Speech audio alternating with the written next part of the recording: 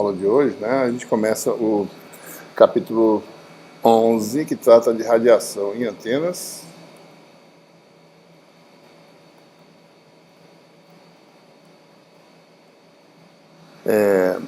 Especificamente hoje, né, nessa aula de hoje, a gente vai ver uma parte inicial do capítulo, que é como obter soluções utilizando os potenciais eletromagnéticos, e vamos ilustrar um exemplo, né, da radiação produzida por um dipolo elétrico, né? Esse é mais ou menos o que a gente vai falar hoje nesse tópico, né? Então, em relação ao que a gente viu até agora, lembre-se que nós estudamos a situação em que as fontes estavam distantes e essas fontes produziam aí uma onda eletromagnética. A gente basicamente estudou essa onda eletromagnética longe, né, da região de fontes, né? A região ocupada pelas fontes. Então, o que a gente fez? Bom, quais são as propriedades de propagação, qual é a velocidade de propagação, velocidade de fase, velocidade de grupo. Quando você tem uma onda harmônica, tem um comprimento de onda, tem número de onda, frequência, como a onda interage com a superfície, ela bate, reflete, refrata, quais são as propriedades, qual é o ângulo de refração, certo? Quais são os fenômenos que aparecem, reflexão interna total. Vimos tudo isso, tudo que a gente viu até agora foi longe da região de geração da onda, certo? A gente está interessado agora em estudar vários fenômenos, especificamente como se dá a radiação eletromagnética a partir de flutuações de carga. Para você ter, como eu falei, já falei algumas vezes aqui, que para você gerar onda eletromagnética, você tem que ter flutuação de carga, ou seja, a densidade tem que variar no tempo de alguma forma. Um elétron tem que tem que interagir com o cristal e ser acelerado ou desacelerado, tá certo? Nesse processo aparecem ondas eletromagnéticas. E, especificamente, para transmitir informação, você faz um circuito em que a corrente varia, né? Ou seja, num capacitor a carga varia no tempo. Então você tem flutuação de carga. Para que você faz isso, você pega a informação e transmite de A para B, né, através de um meio de propagação. Então, a gente quer saber mais ou menos como é que funcionam esses radiadores eletromagnéticos, que a gente chama de antenas, né? Então, esse é o nosso objetivo. Então, existem vários tipos diferentes, certo? A gente não vai falar muito profundamente sobre antenas, existe um curso específico aqui no departamento, né? É uma disciplina letiva de antenas, que geralmente é dada pelo professor Belfort. Mas a gente vai falar os princípios básicos a partir dos quais você pode determinar mais ou menos o desempenho de uma determinada configuração de condutores, por exemplo. Aqui um exemplo de uma antena do tipo dipolo. Você tem um circuito tradicional de transmissão. Imagina um gerador, de transmissão longa, tá certo? E você, ao invés de terminar numa carga, você pega e abre dois lados. Isso aqui tem um certo comprimento, né? E pela dada frequência, esse comprimento em relação ao comprimento de onda vai determinar quão eficiente, né, você pode mandar uma certa fração da potência eletromagnética do gerador para o exterior, né, e transmitir isso para vários receptores espacialmente distribuídos. Tá? Então, isso é o que chama antena de polo. Você tem dois polos, né, uma aba para um lado, uma aba para o outro. Tá? Essas propriedades que a gente vai discutir, né? A gente vai falar muito de radiação, né? Mas a recepção é um processo inverso, certo? E existe um princípio chamado princípio da reciprocidade, que determina que, ele não vai derivar aqui, mas pode ser demonstrado usando as equações de Maxwell, né? Que as características que determinam o desempenho de uma antena servem tanto para a transmissão quanto para a recepção. Então, se você falar impedância da antena, essa impedância vale tanto para a transmissão quanto para a recepção. Tá? A gente vai só comentar isso sem provar, né? E dá para se provar isso usando os teoremas, as equações de Maxwell usando os teoremas. Certo? Então, o que a gente vai falar aqui vale também para a recepção. Né? Então, uma antena dessa também recebe, né, a radiação eletromagnética com parâmetros característicos semelhantes aos da transmissão. Antena em loop, tá certo? Você tem uma espira de corrente, né? Em que você faz circular a corrente variando o tempo e você produz radiação eletromagnética ou capta radiação eletromagnética com essa antena. Isso aqui é um guia de onda, essa terceira configuração que vocês estão vendo aí, um guia de onda, e você tenta transmitir a energia que está no guia de onda para o exterior, mas você não faz isso simplesmente abrindo o guia de onda. Você vai aumentando a seção transversal gradualmente, de forma que a impedância, digamos assim, do guia fite com a impedância do espaço livre e você consiga transmitir de forma eficiente essa transmissão. Então, isso é uma antena tipo corneta, o pessoal chama, utilizada quando você tem ondas de micro, você manda a informação de uma corneta para outra, manda no meio de transmissão e analisa as propriedades. Certo? Essa aqui é uma antena parecida com essa, certo? Só que tem apenas um polo. Né? Você, na realidade, essas antenas que a gente vê essas torres de sustentação de antenas, são simplesmente um fio que vai do chão até bem longe, tá certo? Bem comprido, né? Isso tem a ver por causa do comprimento de onda de propagação, então essa antena tem que ter um comprimento adequado, a gente vai ver que comprimento é esse depois. E esse plano de terra faz um efeito que pode ser computado usando o método das imagens. Né? Então, a gente vai ver, tá certo? Pode já comentar que isso aqui é equivalente, né? Se isso aqui é L, o comprimento, a existência de um plano, digamos, mais ou menos condutor, a Terra tem mais ou menos propriedades parecidas para essas frequências, com as propriedades de um condutor, isso aqui é como se dobrasse para baixo, né? Fosse uma antena no vácuo, dobrada em comprimento. Então, o plano de terra faz esse efeito.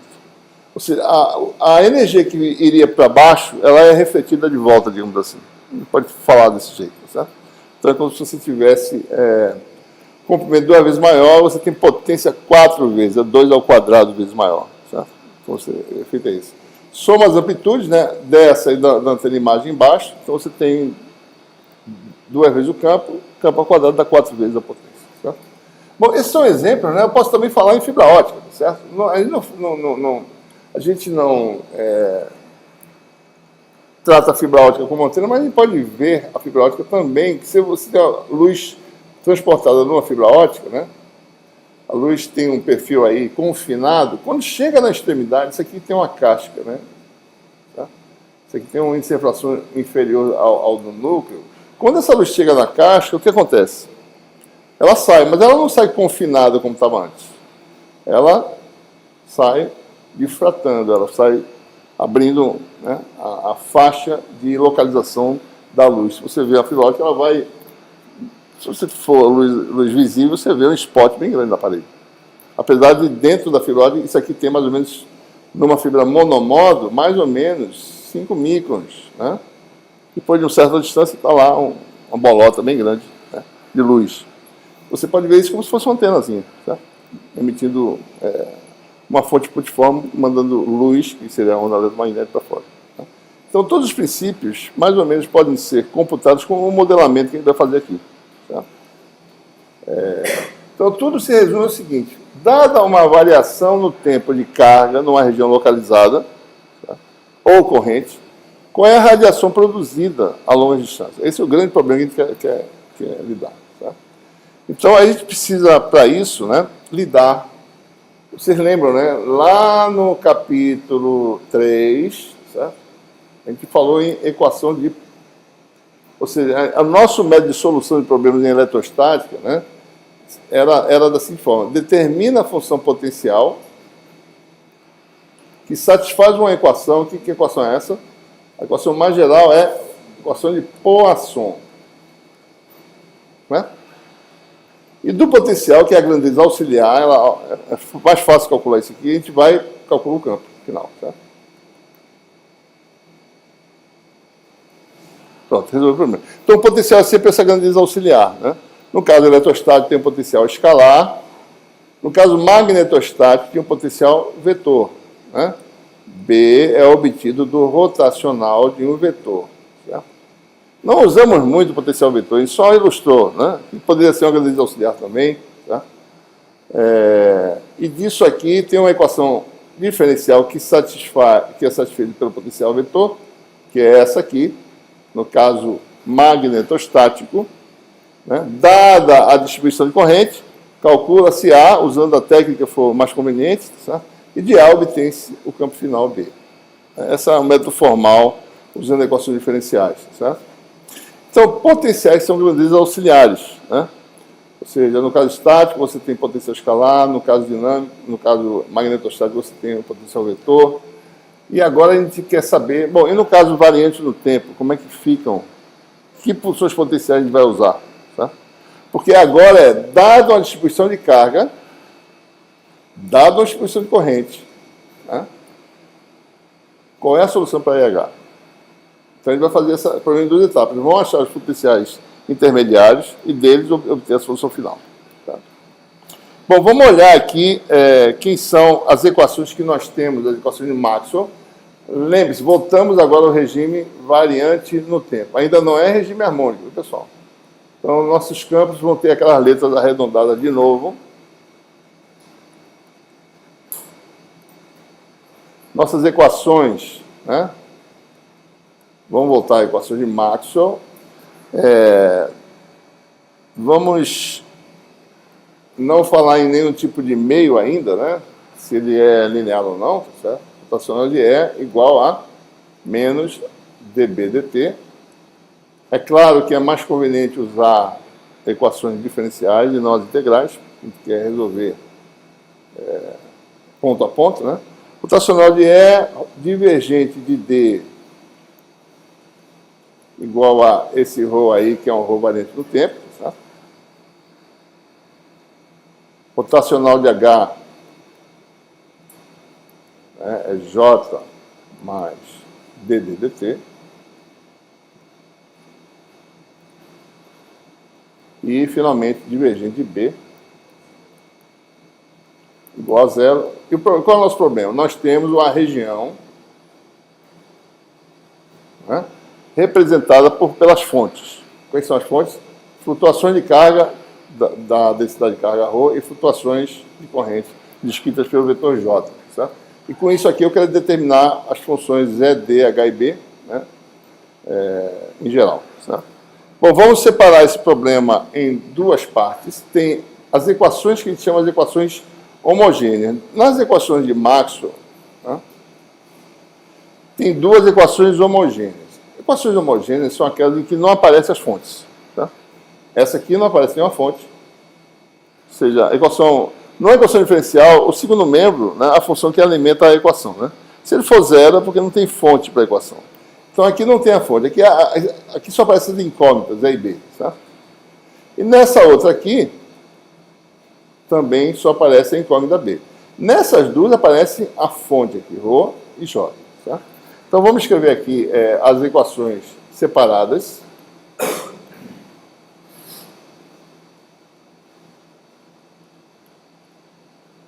Homogêneas, né? Rotacional de E mais dB dt igual a zero. A gente vê facilmente. Tem as incógnitas de um lado e não tem nada do lado de lá. Não tem fonte aqui, certo? Segunda equação é divergente de B igual a zero. Daí tem as equações não homogêneas, né? Divergente de D igual a ρ e rotacional de H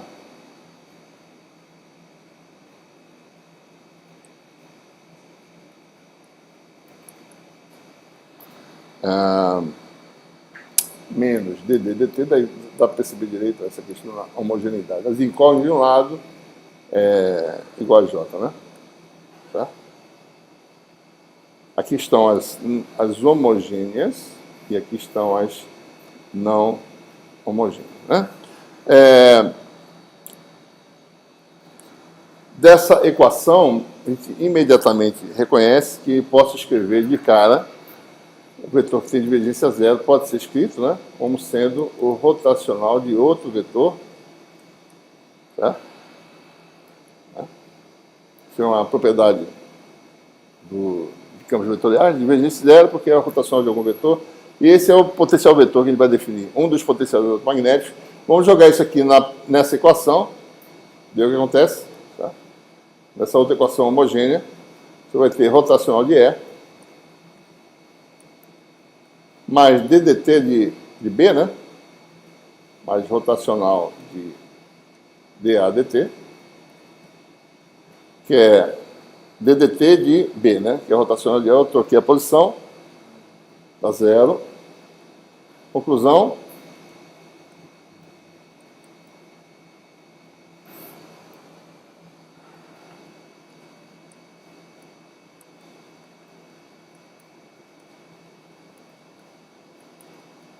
rotacional desse vetor aí, certo? Dá zero.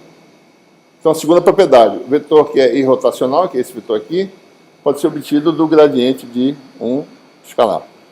Então, esse vetor aqui agora, certo?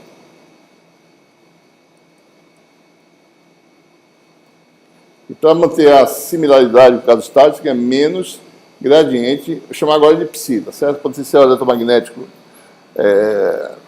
vamos chamar de psi.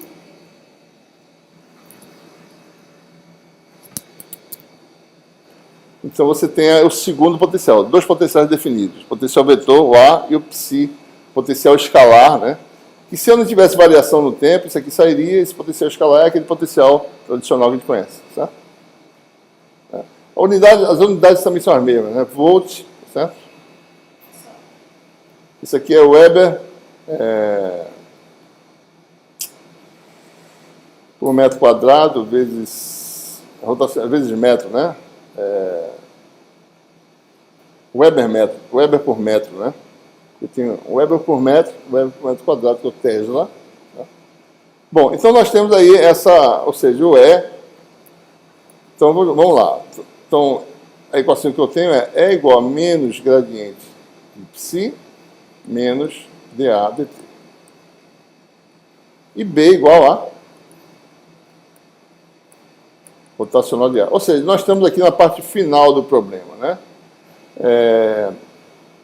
Se eu obter o potencial escalar, resolvendo uma equação diferencial e o potencial vetor, então eu obtenho a solução para E e B. E aí eu tenho que relacionar com H e D, certo? Tem que usar relação constitutiva, assim por diante. Se o meio for um meio complicado, fica muito difícil o problema, certo? Então, vamos prosseguir, certo? Só correçãozinha, pessoal. Seção 11.3, né? Fala assim, equações diferenciais para potenciais no vácuo, né? Vocês corrijam lá, quando vocês forem ver, para os potenciais em um meio linear, certo? Em meios lineares, né? Não é no vácuo especificamente. Né? Então, observe, a gente, para prosseguir daqui e obter essas equações diferenciais para os potenciais vetores, né? A gente precisa saber que tipo de meio está trabalhando, certo? Rigorosamente, o único meio simples, né, que a gente consegue resolver as coisas é o vácuo. Né? No vácuo, né, nós sabemos que D é ε0E, tá certo? E B é I0H. Nós sabemos que, fora isso, mesmo em meios lineares, a relação entre D e E é uma relação que você tem que analisar frequência a frequência. No regime temporal, eu nunca posso botar que D é um múltiplo de E, mesmo no meio linear. Tá? Porque eu já falei para vocês, né? Se isso aqui for cosseno, né? Uma frequência só, cosseno de ômega t, num ponto de espaço, isso aqui vai ser rigorosamente cosseno de ômega t mais alguma fase. Tá? Então, se E vai com cosseno de ômega t num ponto, né? Vou botar aqui o vetor, certo? D não vai ser, rigorosamente, vai ser cosseno de ômega t mais uma fase. Tá? Mesmo que o meio seja linear. Tá? Essa função não é um múltiplo dessa. São funções deslocadas no tempo. Tá? Eu não posso dizer que uma é uma réplica da outra. Elas são parecidas, mas estão fora de lugar. Então, o multiplicador, ou seja, a razão entre essas duas funções é a função do tempo. Tá? Então, eu nunca posso dizer que D é igual a Y. A menos que eu esteja longe das ressonâncias, que a gente falou antes, certo? Então, se você tem, na sua função do tempo, tem um espectro de frequências que está bem longe das ressonâncias, né? Então, você pode dizer, mais ou menos, certo? Né? Se você olhar o epsilon, né? O epsilon é uma função assim, ó. Ressonância. Ressonância. Tá? Nessa região aqui, cada componente de frequência tem uma resposta diferente, então é difícil. Mas quando você chega nessa região aqui, por exemplo, se o seu espectro está dentro dessa faixa delta ômega aqui, né? Então você pode dizer mais ou menos que epsilon é mais ou menos constante, não varia com a frequência. Quer dizer que mesmo no tempo eu posso dizer que D aproximadamente, não tem defasamento, certo? Defasamento ocorre quando isso aqui acontece, certo? Nessa região. Então aqui não há defasamento, não há esse problema de réplica, então você pode dizer que você tem mais ou menos, né, D, mesmo no tempo, tá certo? Igual a epsilon, né? Semelhantemente, você pode dizer que B é igual a minha H. Tá? Então, em situações em que eu posso modelar o meio desse jeito, em que não há ressonâncias, tá certo? Ou seja, eu posso dizer que existe uma opção epsilon e uma opção mi. Então, o problema fica bem mais simples, certo? E a gente pode agora voltar, né, para as equações não homogêneas e analisar agora à luz dos potenciais, né? Tá? Então, qual é o nosso objetivo aqui nessa discussão? É obter equações diferenciais para as grandezas auxiliares. Quem são as grandezas auxiliares? Os potenciais eletromagnéticos, A e Psi. Tá?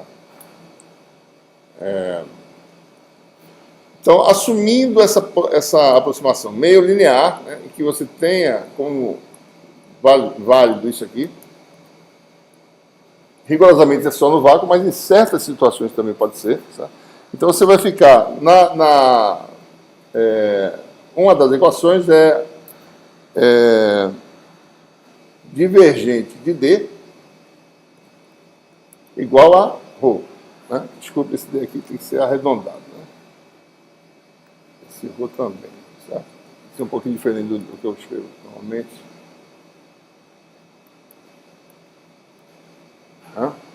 Bom, D sendo epsilon e E sendo o quê? Quem é? Agora nós sabemos. E vale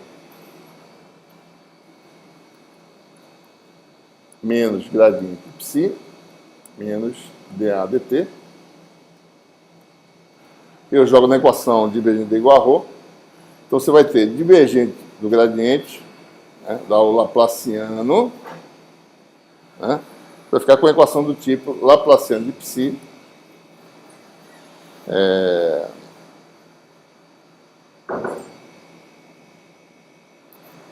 esse epsilon vai para o segundo membro, vai ficar laplaciano de psi, mais esse menos vai para o segundo membro, vai ficar mais divergente de A, né? ddt divergente de A,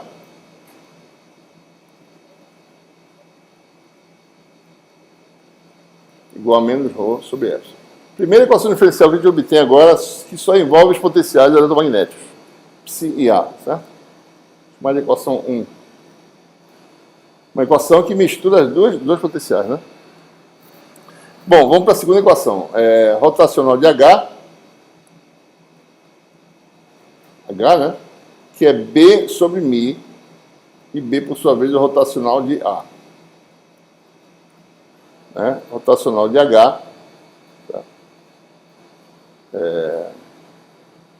Menos dd dt, menos epsilon dE dt, que é menos gradiente de psi, certo? Menos dA dt, igual a J, né? Tá? Tem essa equação aí. Tem que fazer aquela expansão que a gente conhece. Observe que aparecer aqui um μ epsilon, tá certo? E sabemos que μ epsilon é 1 sobre a velocidade de propagação do meio ao quadrado. Nós já sabemos disso, né? Então aparece já um μ epsilon aqui, vou multiplicar por μ epsilon, expandir isso aqui vai dar gradiente divergente, que é o rotacional do rotacional, né? Menos laplaciano, né? E aqui vai aparecer μ epsilon 1 sobre V2, vai ficar menos 1 sobre V2. Se quiser pode botar esse menos para fora, fica mais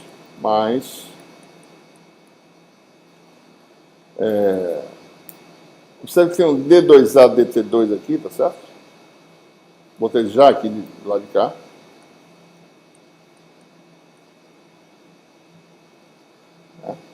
Tem outro termo que é mais 1 sobre V2 gradiente de psi dt.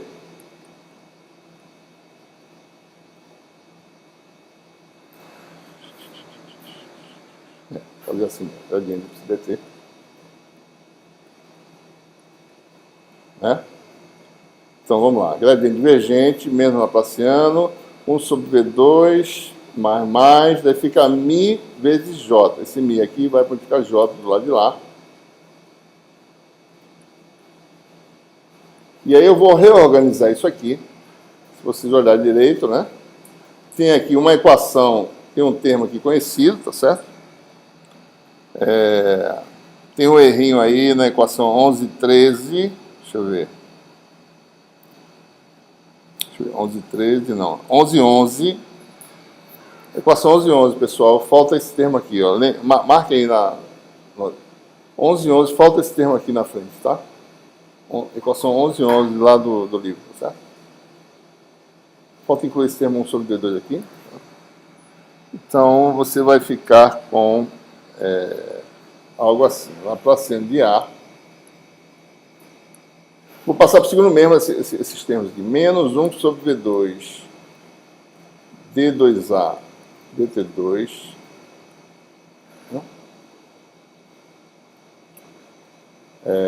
Passou para lá, deve ficar esse termo do lado de cá, mais esse aqui, tá certo? Vai ficar...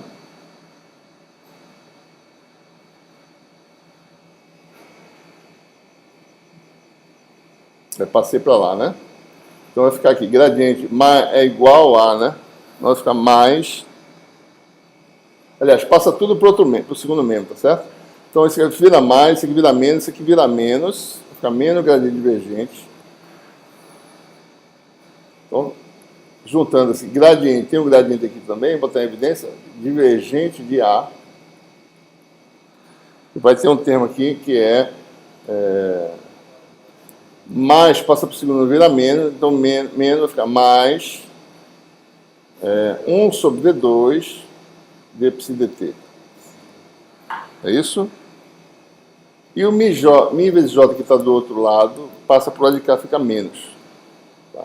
Vai ficar parecido com coisas que a gente fez antes, tá certo? Menos mi vezes j, né?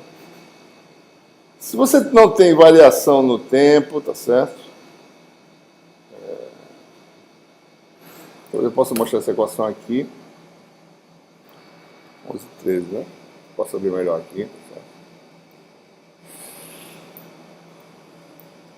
certo? Eu estava editando hoje, eu vi esses erros, daí eu já corrigi na próxima versão. Vai ser corrigido. 11 e 11 aqui está corrigido, certo? Lá não está. Esse termo aqui está correto. Lá na versão online não tem, certo? Bom, aí está a equação.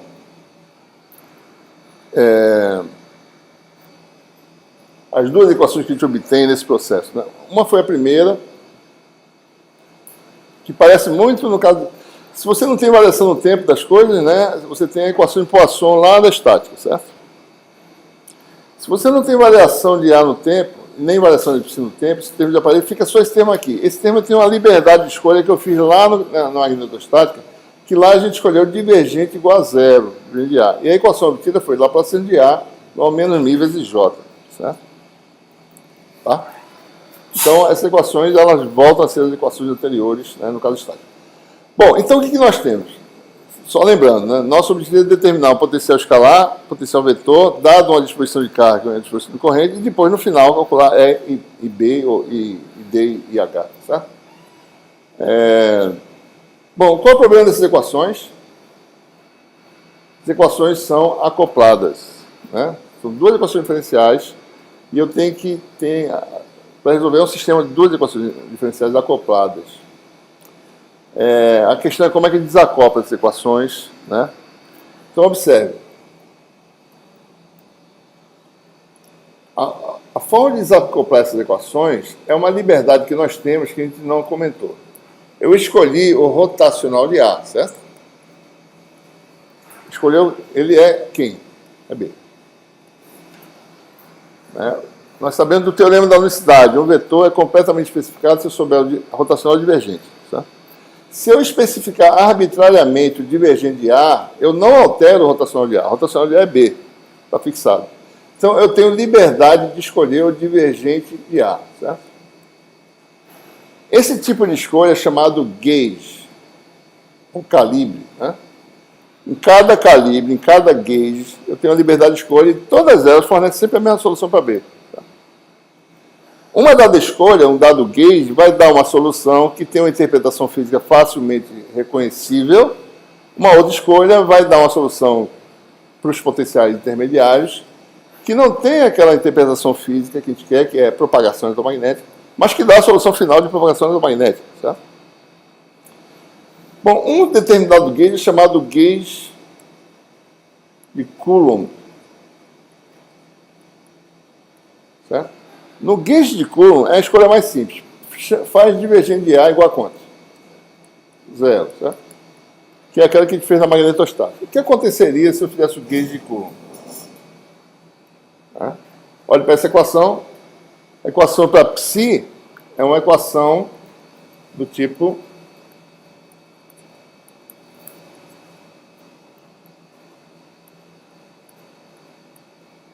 menos ρ sobre epsilon, certo? Tá? Já falo da solução para cá. Qual é a solução dessa equação, pessoal? Dado ρ, quem é a solução para psi?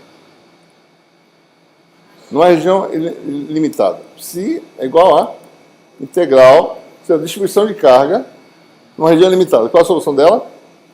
Bom, psi é uma função de quantas variáveis? 4. 3 mais 1, certo? É igual a integral de volume de dv' ρ de x' t, certo? Sobre 4π epsilon x menos x'. Nós já resolvemos essa equação. Uma distribuição, qualquer que seja, esqueça o tempo, tá certo? Uma função qualquer. Tá? Tem como solução, se a equação é essa aqui, a solução numa região ilimitada é essa aqui. Certo? Então, no gauge de Coulomb, a solução para o potencial é uma função variante no tempo, que é muito semelhante à função que nós temos já no potencial escalar. Só tem um pequeno problema em relação à realidade física dessa solução aqui. Certo? Essa solução diz o seguinte, que aqui está um elemento dv'.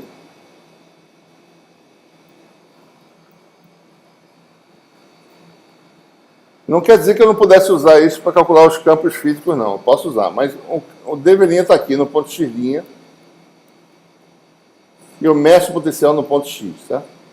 Essa solução aqui me diz o seguinte, ó, olha para essa solução. Diz que uma flutuação que ocorre nesse ponto x', né, no tempo t, é sentida instantaneamente no ponto x. Certo? Porque se aqui é t, aqui também é t. Certo? Não tem propagação, assim, não tem o retardo de propagação que a gente conhece eletromagnético. Certo? Não quer dizer que eu não posso usar isso para resolver meu problema, não. Eu posso usar. Certo? Posso usar essa solução. Para determinar E, D, B e H, eles vão ter o retardo físico. Certo? Mas a solução para o potencial não tem. Certo? Então, essa solução aqui, ela não tem muito significado físico, como a gente está acostumado a ter. Certo? Porque é uma solução que produz um efeito instantâneo, certo? Não tem muito significado físico. É uma função auxiliar, um potencial aí qualquer, certo? Obtido no gauge de Coulomb. Né? Bom, para obter o potencial vetor nessa hipótese, eu teria que zerar isso aqui, certo? Ainda está acoplada a equação, eu teria que mexer com as coisas e desacoplar essa equação, eu consigo fazer, é possível fazer. Eu só não quero elaborar mais nisso, que a gente não vai usar essa solução aqui, certo? Eu só quero mostrar que cada escolha corresponde a um tipo de solução para os potenciais, e tem várias soluções diferentes, mas todas elas fornecem a mesma solução final para B e H. Certo?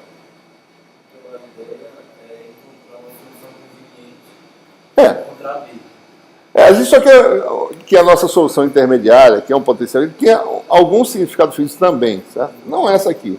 Apesar de poder ser, em algumas situações, talvez seja mais interessante usar essa aqui, porque o problema fica mais fácil. Mas aqui para nós seria bom a gente ter uma solução que tenha significado físico, que a gente veja a questão da propagação assim, nitidamente, certo? Então, a gente não vai usar esse gauge, vai usar um gauge, certo, que mostra essa evidência. Certo? Então, a gente vai usar o chamado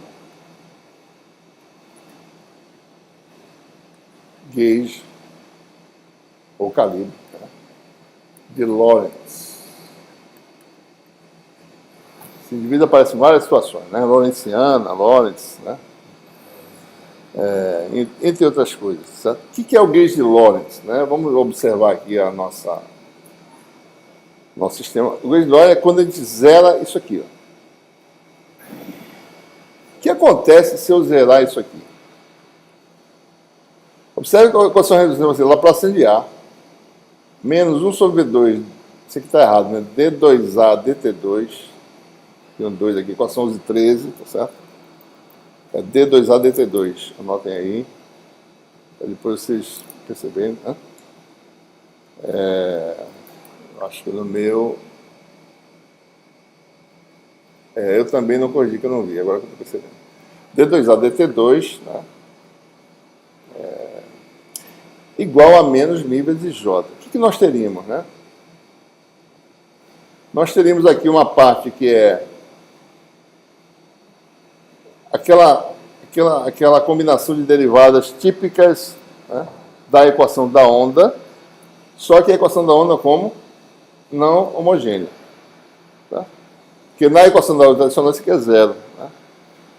E nós sabemos o que acontece quando você tem a equação da onda. A equação da onda prevê a propagação, velocidade da luz, tudo aquela história. Tá? Agora vai ser uma pequena alteração. Dado isso aqui, qual é a potencial restante? É só isso que tem a fazer. Mas é de se esperar que a solução que a gente obtenha seja uma onda propagante. Tá? Potencial vetor também. Tá? Ok? Bom, a pergunta é a seguinte. Bom, essa equação vai ficar desacoplada, porque esse termo aqui, né, ele vai sumir. Né? Vai ter uma equação só para A, inteiramente em A. A pergunta é qual é a consequência nessa equação aqui. Como é que fica a equação para psi? Tá?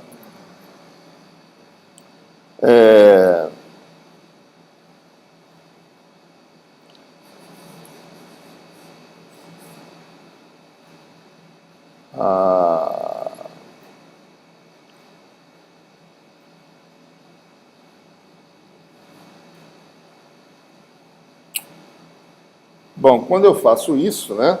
Então, quando eu faço gradiente divergente, mas isso aqui dá zero, né? Então, o que acontece com a outra equação, né? Deixa eu ver aqui. Vamos olhar para a primeira equação aqui, que é Laplaciano de psi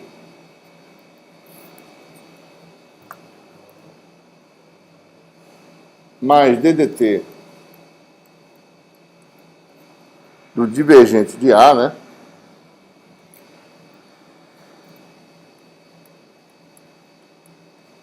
Igual a menos ρ sobre epsilon.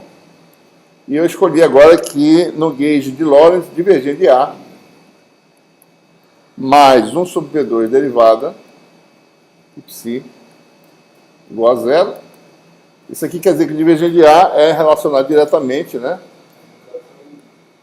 É só jogar lá. Divergente de A agora é expresso inteiramente em termos da derivada de psi. Onde? Desculpa, aqui está errado. Não, aqui está errado. É lá para cima. É divergente. É gradiente de psi, né? Não, embaixo. Agora não sei se... Peraí. Não, divergente de A. Isso aqui está certo. Isso aqui é o gauge de Lorentz, né? Então, lá em cima. Então, volta na equação. Das calculadas. Aonde? No Que é? livro, não. Aí, ó. Então, esse gradiente do lado de fora, né? E eu tinha lá do lado de fora. Esse gradiente. Não, esse gradiente está fora. Isso aqui está errado, Isso aqui está errado, certo? Então, o gradiente está fora. Aqui está errado também, deixa eu ver. Gradiente divergente aqui, gradiente de psi dt. Então, tem o gradiente disso com o divergente. Então, tem um erro aqui, realmente razoável, né? Que esse sinal aqui está fora, certo? 11, 13, né? E assim vai aqui também. Então, o gauge de Lorentz, né? Divergente de A. Eu escrevi errado também, foi? Não, Acho que eu fiz certo. Eu fiz certo. Bom, divergente de A, né, é isso aqui, tá certo? Então vai ficar a equação para ρ, que é Laplaciano de psi,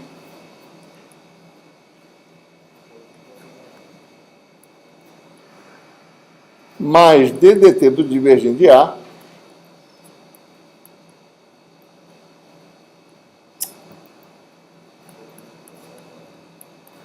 igual a menos ρ sobre epsilon, e nós temos a equação parecida para psi, né? Laplaciano de psi, menos 1 sobre V2 D2 psi dt2, igual a menos ρ sobre epsilon. Então, observe, né? As equações obtidas são equações, deixa eu botar para também, Laplaciano de A, menos 1 sobre V2, são desacopladas, D2A, dt2, igual a menos μ vezes J. Né? Então, aqui mostra claramente, né? Se você não tem derivado no tempo, ó, Laplaciano de menos ρ sobre epsilon, Laplaciano de A, menos μ vezes J. E aí você tem equações desacopladas e com características de onda eletromagnética, que se propaga. Certo? A pergunta é qual é a solução? Observe que se eu resolver esse problema aqui, eu automaticamente vou mostrar para vocês que eu resolvo isso aqui, como a gente já demonstrou antes. Tá? Que isso aqui tem 3 equações em cartesianas idênticas a essa aqui. Em cada direção, se você decompõe em cartesianas, em cada direção, a equação é uma equação desse tipo aqui, homogênea, equação da onda não homogênea, certo? Muito bem, então vamos resolver, né? E a partir daí a gente vai construir todo o nosso capítulo 11, né?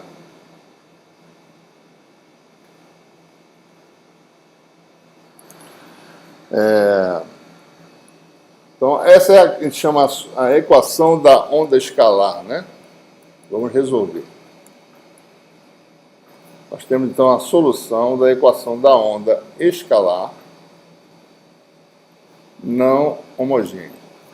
Toda vez a gente vai fazer sempre como a gente fez antes. Começa inicialmente, a gente está falando da densidade de carga, né?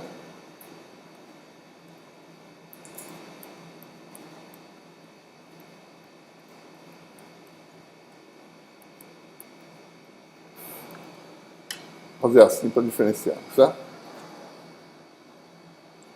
Como é que a gente constrói a solução? Bom, primeiro ele vai com uma carga putiforme, tá? Resolve o problema. Depois, junta várias cargas, faz uma distribuição de carga e vê o que acontece. Tá? Então, inicialmente, vamos colocar uma carga na origem.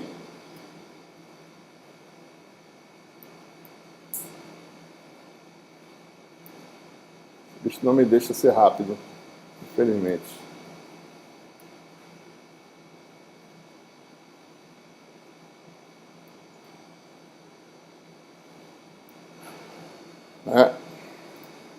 Você tem aí,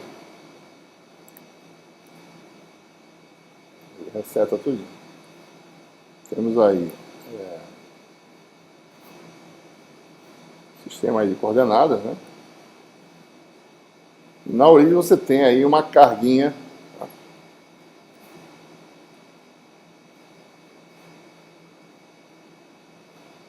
né? Uma carguinha na origem.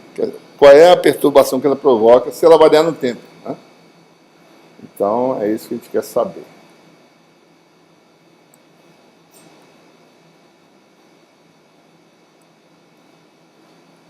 Então, qual é o efeito, qual é a solução para o potencial a uma distância x da origem, né, no tempo t? Né? Dado o evento no tempo t, o que acontece a uma certa distância x? Tá? Módulo de x, né? Observe, né? Qual é a densidade de carga que a gente vai usar aqui agora? Né? A carga localizada na origem, né? Bom, essa densidade de carga, vocês sabem, se vocês já estudaram isso, né? Isso é a função delta de Dirac, certo? Mas não precisa lidar com a função delta de Dirac. Basta dizer o seguinte, que nós temos uma densidade, certo? Mais especificamente, né?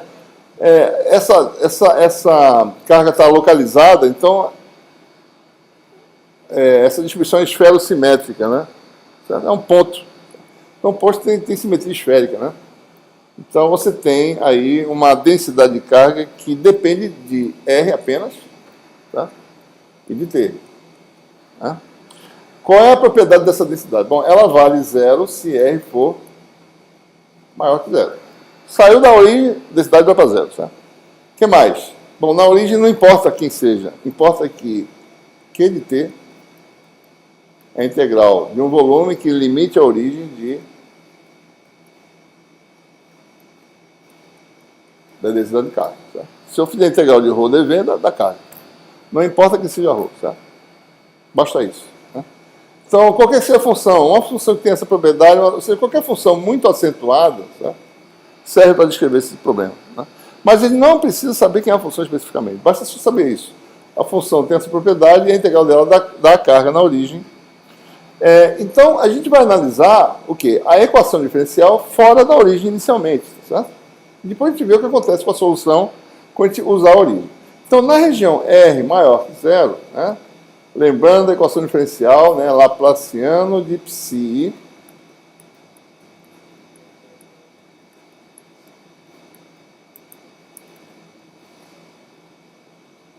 vou botar assim, ρ de x, certo? Sobre epsilon. Né? A gente sabe que só depende de R, né? Então, se R for maior que zero, isso aqui dá zero. Então, fora da origem, resolve a equação diferencial, vai dar uma solução de uma equação homogênea. Certo? E agora, nesse caso, uma vez que nossa distribuição de carga ela é esferosimétrica, é de se esperar que o potencial só dependa de R e T, né? Certo? Bom, então vamos ver. Quem é o Laplaciano? Né? 1 sobre R2 DDR R. Na verdade, posso botar o derivado total aqui, né? Não, parcial, porque tem o tempo. Vamos manter parcial. DDR, né? De R2 de psi dr. Na verdade, Laplaciano de psi, né? É isso aí. Bom, tem demonstrado aí no livrozinho, tá certo? Que isso aqui também pode ser escrito dessa forma aqui. Né? Basta você expandir as duas versões, vocês vão ver que dá o mesmo resultado.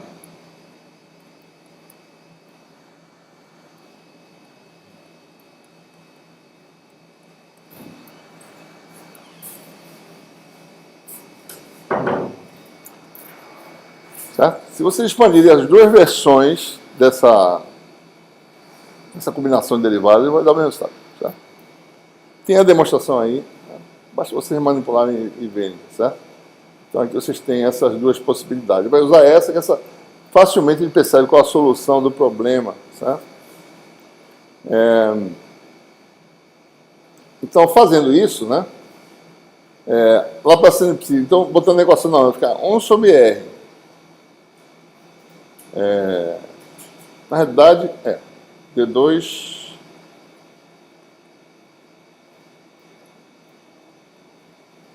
Deixa eu ver como é que está a carga aqui. D2 é R psi, dr2, menos 1 sobre V2, D2 psi dt2, né? Igual a zero. Se eu multiplicar por R, né, eu fico com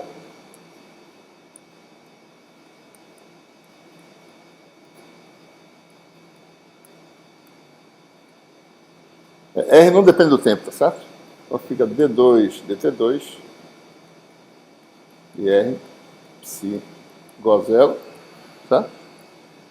A gente chama simplesmente R psi de uma nova função, né? Vai ficar mais fácil, por exemplo, certo? Chamar de F, R psi igual a uma função F de RT. Né? Ou seja, na verdade quer dizer que psi agora é F de RT sobre R. Né? Então tem a equação para F. Que equação é essa, né?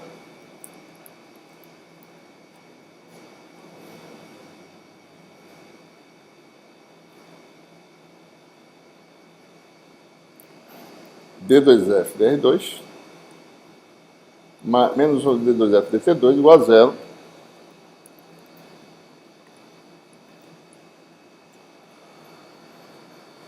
Qual é a solução dessa equação, pessoal? Para F. Nós já resolvemos isso no capítulo 7, né? Essa é a equação da onda tradicional, tá certo? A função de uma variável, aliás, duas, né? Uma coordenada R, uma variável R e uma variável T. Só que, nesse caso, R é só positivo, né? A distância, certo? Então, a solução da equação da onda, né, nós já conhecemos.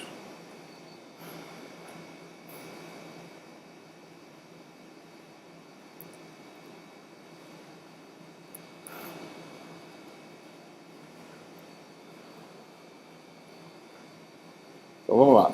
Desculpa. D2F parcial, né?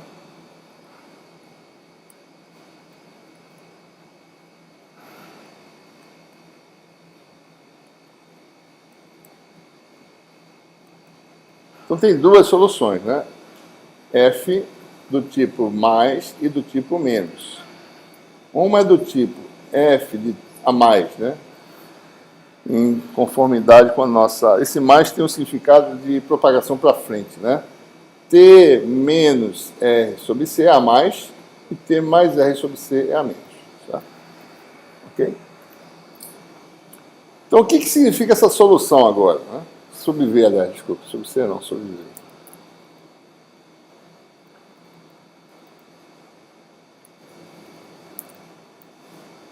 Bom, a solução F+, significa uma onda que se propaga com velocidade V, em que o valor de F se mantém constante quando o que? R for constante. Na esfera de raio K. Certo? Então, essa onda se expande, né? Se expande. Se propaga radialmente, né? E se mantém com amplitude constante na esfera de raio K. Então, a onda a menos, né? Quando tem um menos aqui, que é F+, é a onda que sai da origem. Tá?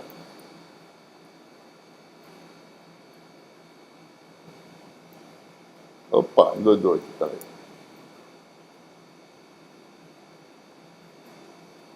Né? Você tem aí uma solução que é F+, é aquela onda que em R constante, ela tem amplitude constante. Certo? Se você viajar sobre a velocidade V, em cima dessa esfera de raio K, que ela vai expandindo, você vai ter sempre a mesma amplitude. Tá? Não é um plano, é uma esfera agora. Certo? A outra onda é qual? A F- seria uma onda... Bom, a F+ faz isso, né? Isso aqui é a mais. A F- é aquela que converge para a origem. Certo? Essa solução é possível, mas não está associada a esse problema aqui. A nossa causa está na origem, não está longe. A causa não. Então, a solução que a gente vai usar é a F+. Certo? Mas a solução F- existe. Por exemplo, né?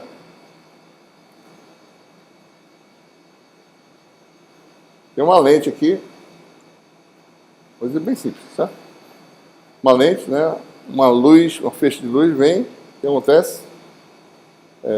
Isso aqui vai chegar aqui, certo? Até esse ponto, né? Com uma frente esférica até chegar àquele ponto, certo? E vice-versa, se eu emito luz para lá, então isso aqui vai para lá desse jeito que está aqui.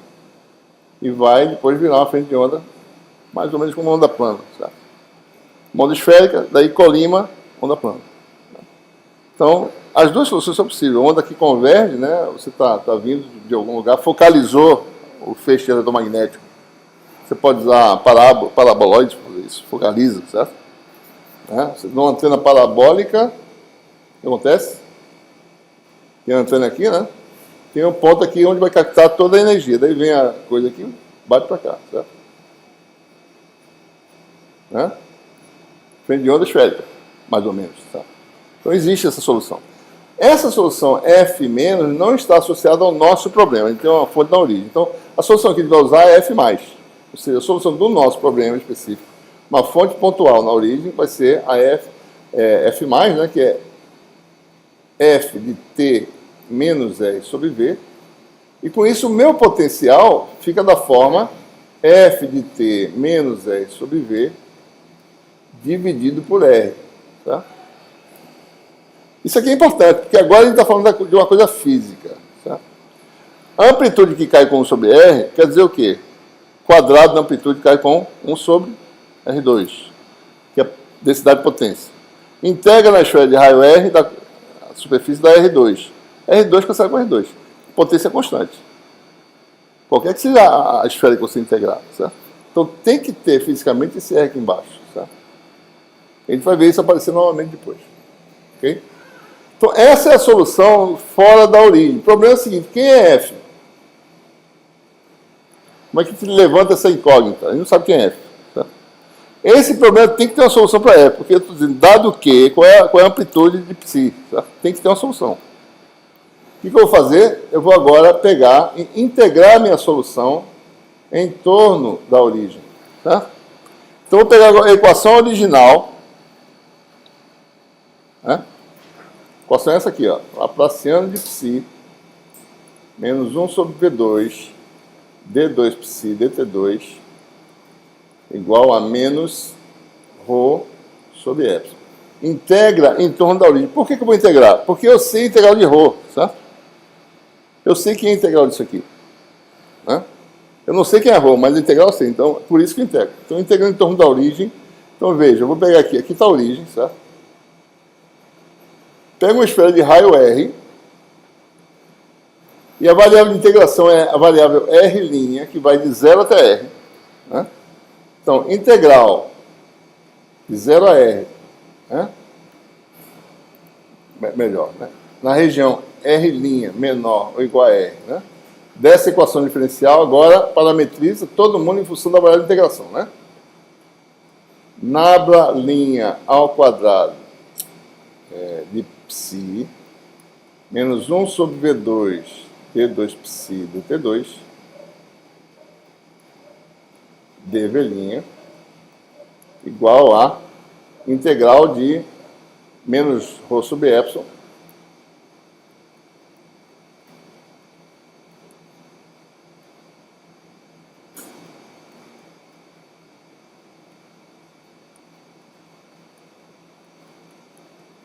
certo? Quanto é que dá isso aqui? Independentemente do raio, pode ser um raio qualquer. Daqui.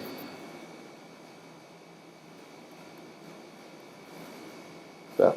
Então, está calculado. O que a gente tem que fazer agora é mexer no primeiro membro. Certo? Bom, vamos por partes, né? Tem esse termo aqui, tá certo?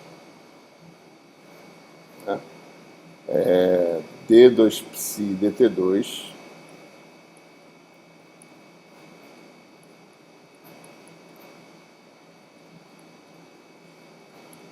R', né? Porque isso aqui depende de R', certo?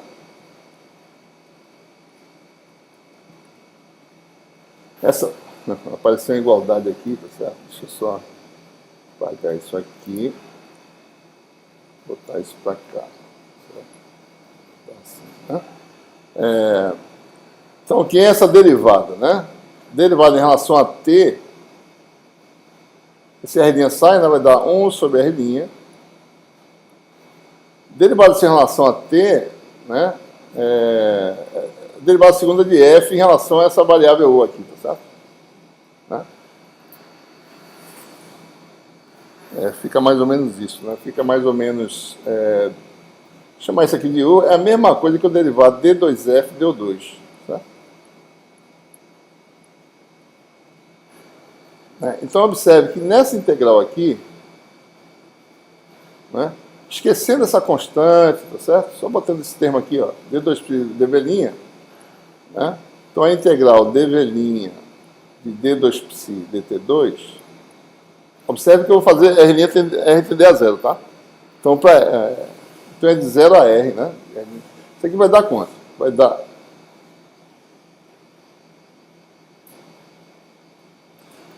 Lembrando, dv' é igual a R' ao quadrado dr', diferencial de ângulo sólido, tá? Seno θ d θ d φ.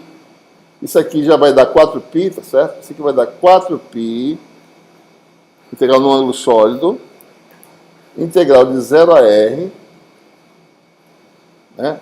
R' ao quadrado dr', 1 sobre R', D2F, DO2. Certo?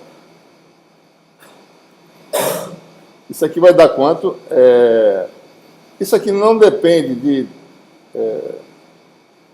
para R muito pequeno, é como se fosse R igual a zero, né? Certo? Porque essa função F é uma função bem comportada, né? Não tem nenhum... Quem tem problema é a função psi, ela tem a singularidade, mas não a função F. Isso aqui vai dar D2F, T2, na realidade, né? Faz R igual a zero mesmo, certo? Ou vira T, mesma coisa, né? E vai ficar integral de R' dr', que vai dar R2 sobre 2 vezes 4π, né?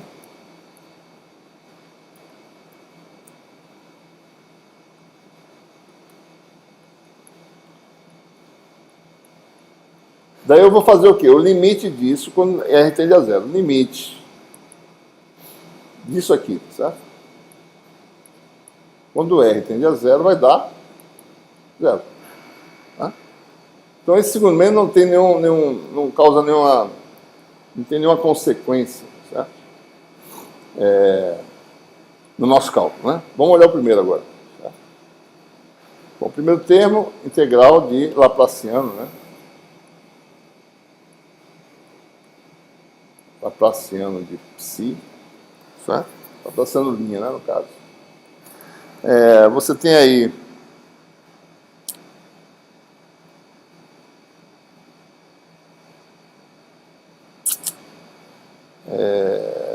de forma bem simples, né? Teoremazinho aí da...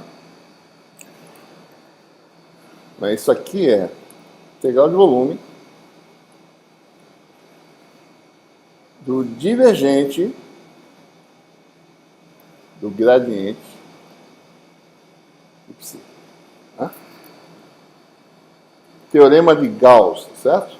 Aqui está a superfíciezinha fechada em torno da origem, certo? Aqui está o vetorzinho AR', certo? E aqui está um elemento de área, certo? Então isso aqui vai dar integral fechada de sigma', que é o elemento de área, que não está muito pequeno para mostrar, AR' escalar isso aqui, certo? AR' escalar nabla' de psi. E isso aqui é DDR'. Tá? Então, em resumo, né? Essa primeira integral aí vai dar integral no fechada, né? De sigma' de psi de R'. Tá certo? É isso mesmo?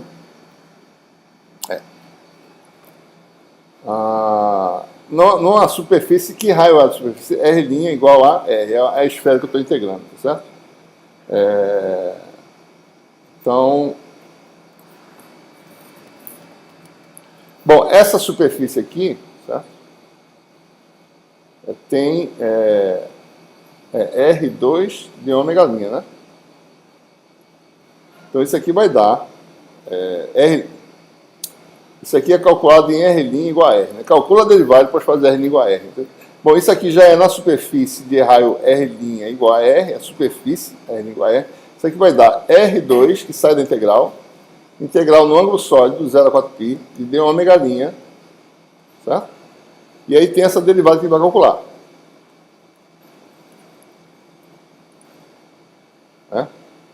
E como sempre, quando a gente vai calcular as coisas, o quadro acaba. Né? Então vamos voltar para cá. Tá?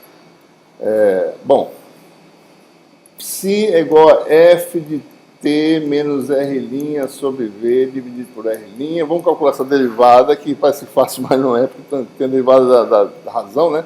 D psi de R' dá quanto, certo? Derivada disso em relação a R' vezes isso, certo? Em relação a R' dá menos 1 sobre V, né? dF du, certo? Né? dF du, dr', dá menos 1 sobre V, porque dF du. Né? Menos derivada desse vezes isso. Menos F de U, certo? Vou botar assim. sobre R' ao quadrado. Né? Essa derivada de πr' na superfície R' igual a R dá, vamos separar os termos aqui, vai dar menos 1 sobre V, né? 1 sobre R, df du, né? E o outro termo vai dar menos, né? F de t menos R sobre V sobre R ao quadrado, certo? Calculando a superfície de raio R, né? Então, integral disso vezes R2, então R2 vezes isso, que é o que nós temos aqui, R2 vezes isso, né? A integral agora fica fácil de calcular, ninguém depende de ângulo aqui, o resultado da integral vai dar, né, R2 integral em d ômega, certo? Vai dar quanto, né? Esse termo vai dar menos R sobre V, vezes integral de d ômega dá 4π df du. R2 cancela, menos 4π f de t menos R sobre V. Tá? Agora eu faço limite, para não gastar muito quadro. E quando R tende a zero dessas coisas, vai dar quanto? Aqui vai dar quanto? Zero. Tá? E aqui vai dar f de t. Certo? F de t. Tá? Então, o resultado daquela confusão todinha lá, certo? Ou seja, então, calculamos a integral, né? A integral, eu acho que é f de t vezes 4π, né? Então, o resultado é menos 4π, f de t é igual a menos q sobre epsilon, tá certo?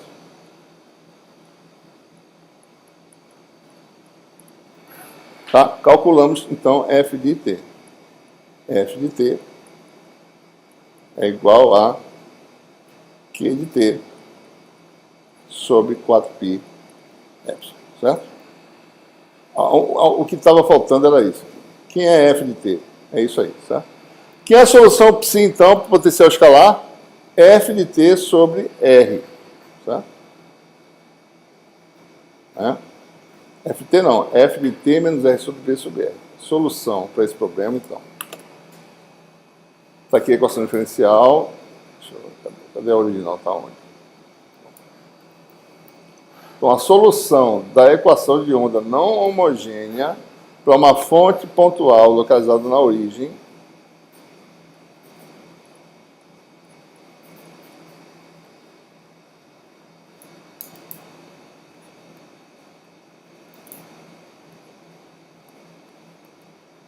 desculpe, né? Menos ρ sobre epsilon, em que ρ descreve uma carga pontual na origem, certo? Então, isso aqui é a função que descreve uma cargazinha na origem, né? Qual foi a solução que a gente obteve? A solução foi uma onda que se expande, uma onda que se propaga, f de t menos R sobre V, desculpe, f é igual a Q, né? Então, F é o próprio Q, é Q de quem? T menos R sobre V, sobre 4π epsilon R. Certo? Olhem para essa solução e comparem com o potencial escalar no caso de uma carga pontiforme estática na origem. Como é simples a solução e como é a mesma solução. Tá? Agora, o que tem aqui, né, de interessante nessa solução? Uma perturbação de carga no tempo t,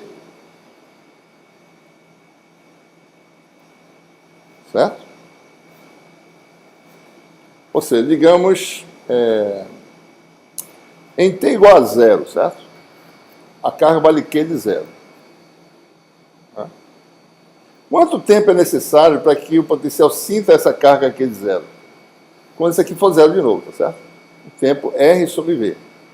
Então, quando for zero, então, num tempo que é o tempo de propagação do efeito daqui para cá, com a velocidade V, que tempo é esse? R sobre V. Depois de R sobre V, aqui vai ser psi igual a Q de zero, tempo anterior, né? Sobre copi epsilon R.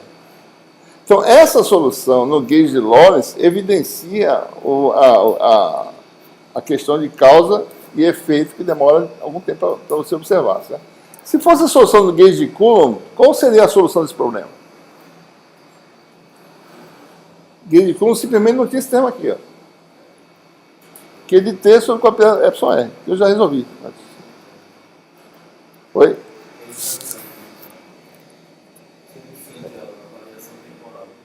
É pena que eu não ouvi por causa disso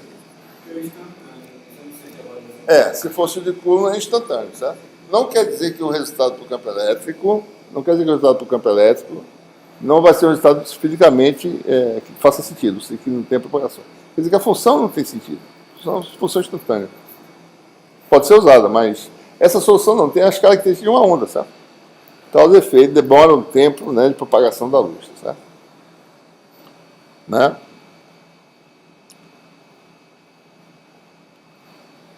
Muito bem. Então, qual é a solução agora geral? Né? Observe a semelhança do desenvolvimento das coisas que está fazendo. Está fazendo agora uma coisa parecida com lá no caso da eletrostática. Né? Começa com uma carga, depois junta várias cargas. Bom, se eu tiver uma carga num ponto que agora varia no tempo, né? No ponto x', e eu quero observar o efeito no ponto x, né? Então o que acontece? Bom, basta que eu use essa distância r, né? Que é módulo de x menos x', e jogue na equação. Então o potencial vai ser psi igual a q de t menos módulo de x menos x' sobre v sobre módulo de x menos x'. A gente vai adotar muito aqui no curso, certo? Essa notação. Melhor falar depois sobre isso. Vamos generalizar primeiro, né? Então essa é a solução, certo? Né? Se você tem uma distribuição de cargas ocupando um volume V, descrita pela função densidade ρ, num ponto que tem volume dV', em que a densidade é ρ de x', tá? Então aqui é o ponto x'. Qual é o efeito, né? Isso aqui está no meio linear, homogêneo, isotrópico. Né? Qual é o efeito no ponto x? É somar todas essas contribuições. dq, isso aqui vira dψ, aqui vira dq, isso aqui é ρ dV', soma quer dizer integrar. Então tem aquela solução que a gente conhece, né? Potencial no tempo t é dado por integral de volume ρ de x'. Vou botar aqui um tempo chamado de t', certo? Para não ficar muito carregado, né? Sobre 4π módulo de x menos x'. Quem é t'? É aquele tempozinho que tem um retardozinho de R sobre V, menos R. É o tempo retardado, né?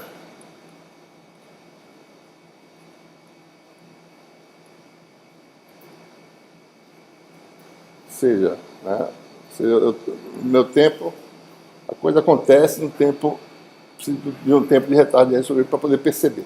Tá? Então, a solução semelhante, né, bem parecida com a solução obtida anteriormente, né, no curso. Tá? Mostra o retardo. O potencial escalar tem aquele comportamento. Certo? Potencial retardado. Né? Bom, e se eu tenho uma distribuição de correntes também, observe que eu não só tenho ρ, né? Eu tenho ρ e também tenho, nesse ponto, uma densidade de corrente. O problema é completo, né? Eu tenho flutuação de carga e também junto uma densidade de corrente J. Essas coisas são relacionadas pelo princípio de conservação da carga, certo? Não são assim independentes, né? Mas vamos completar o problema. J, né? Certo? Qual é a solução para o potencial vetor, pessoal? Nós já fizemos isso antes, né? Eu posso pegar a equação diferencial semelhante, Laplaciano de A menos 1 sobre V2, D2A, DT2, menos mi J. Eu decomponho em componentes ortogonais, sistema de cartesianos, que é o mais simples que tem, que é a forma mais fácil de resolver, né? A igual a soma de igual a x até z, né? De AI, vetores constantes, certo? Mesma coisa para J.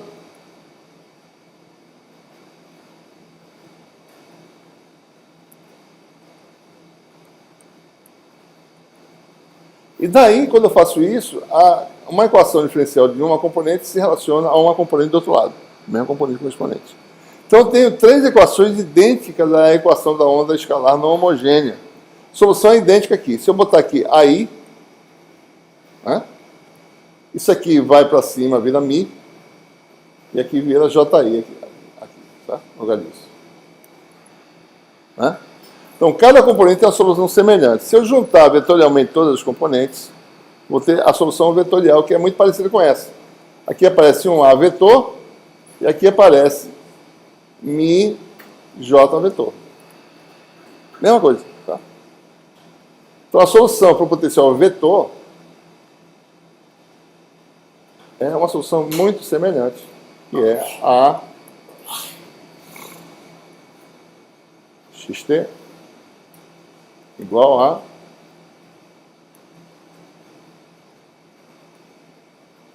x', t', tempo retardado, t menos 10 sobre v. T menos a distância sobre v, né? Sobre 4π, modo de x menos x'. T' é t menos a distância, que é modo de x menos x'.